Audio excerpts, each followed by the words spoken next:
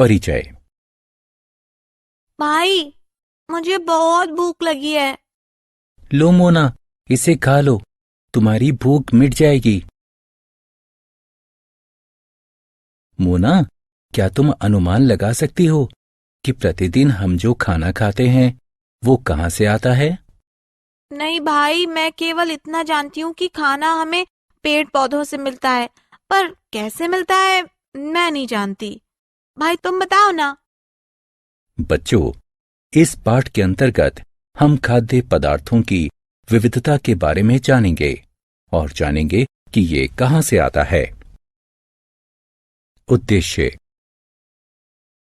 इस पाठ के अंत में आप निम्न करने में सक्षम हो जाएंगे: भोजन के विभिन्न प्रकारों को पहचानना, भोजन को परिभाषित करना, खाद्य सामग्री और उनके स्रोतों के बारे में जानना, खाद्य के रूप में पौधों के विभिन्न भागों को पहचानना, खाद्य के रूप में विभिन्न जंतु उत्पादों पर चर्चा करना, जंतु क्या खाते हैं ये समझना, जंतुओं के प्रकारों को उनके खाने की आदतों के आधार पर जानना, जैसे शाकाहारी, मांसाहारी और सर्वाहारी। विभिन्न खाद्य पदार्थ। जरा इस भोजन को देखिए। आपने क्या देखा?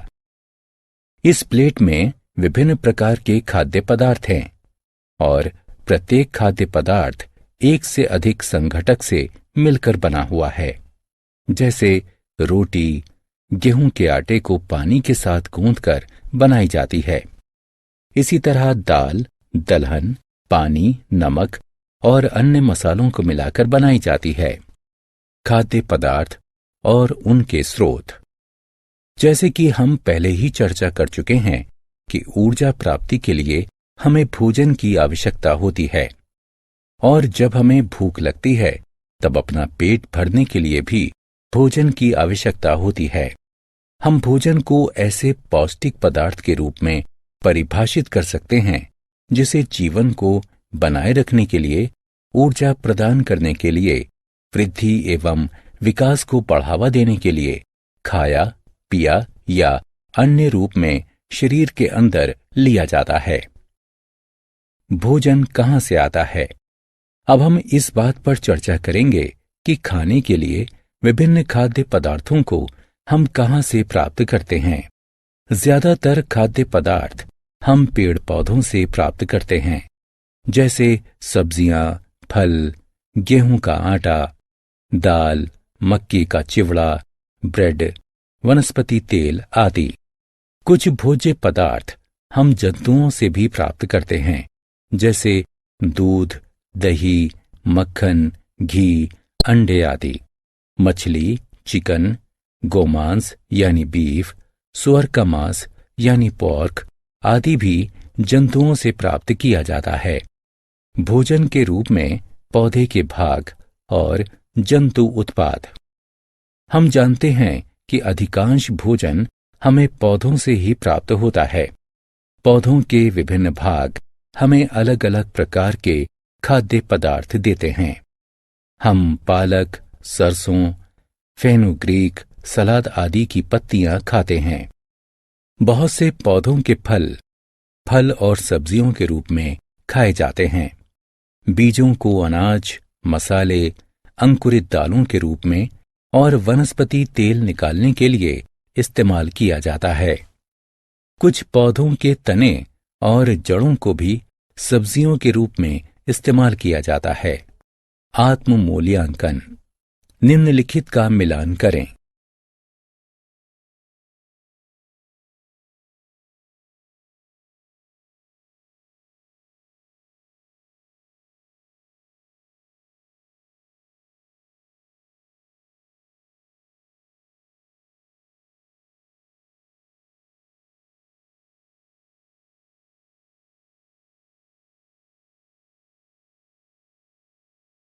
भोजन के रूप में पौधे के भाग और जंतु उत्पाद।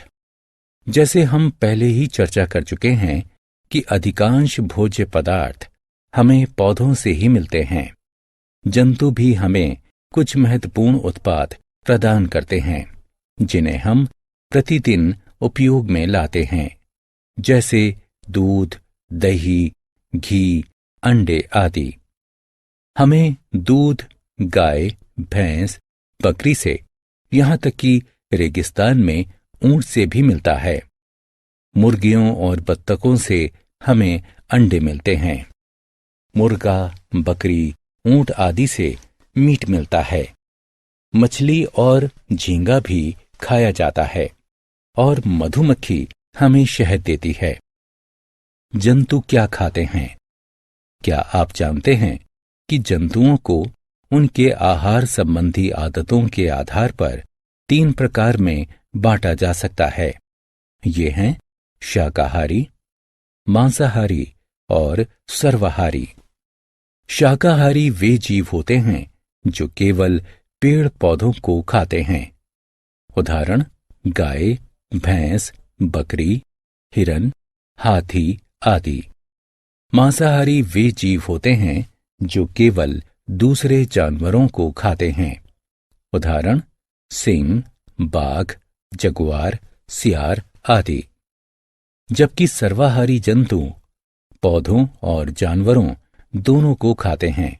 उदाहरण कुत्ता, कौवा। आत्म मूल्यांकन।